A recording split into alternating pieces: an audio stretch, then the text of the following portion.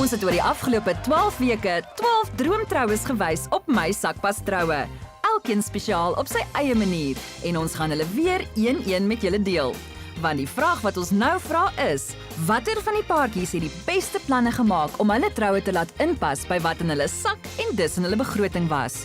Was dit 'n Sakpas Troue? Stem vir jou gunsteling deur 'n SMS te stuur na 36264 met die kode SAKPAS en die naam van die bruid en bruidegom. Die paartjie met die meeste stemme wen 'n R20,000 geskenkbewys van lekkerslaap.co.za wat by enige van hulle meer as 16,000 wegbreekplekke reg oor Suid-Afrika gebruik kan word.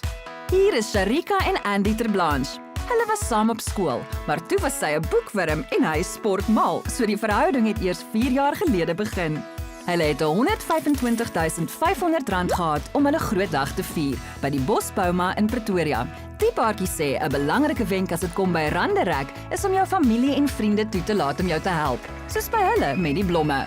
My maat, toe sy hoor ons is verloof, het sy dadelik aangebied om dit te doen. Sy het vir ons gevra wat se tipe look wil ons voorgaan en wat se blomme. Ek het letterlik net vir gesê daar moet tulpe wees op die troue. Die haring en grimering het ons absoluut niks gekos nie oor Sharika se albei sissies, een is in grimering en die ander een doen sy haarkappe. Ons het ons eie konfetti gemaak, ons het oats gevat en dit gesprei en dit het beautiful uitgekom op die foto's. Nog 'n goeie wenk sal ek sê, kry 'n gevolg wat sal aanbied om vir hulle self te betaal, hulle eie klere of hulle eie bykomstighede. Oulike paartjie, oulike planne. So wil hulle julle ooreed om vir hulle te stem.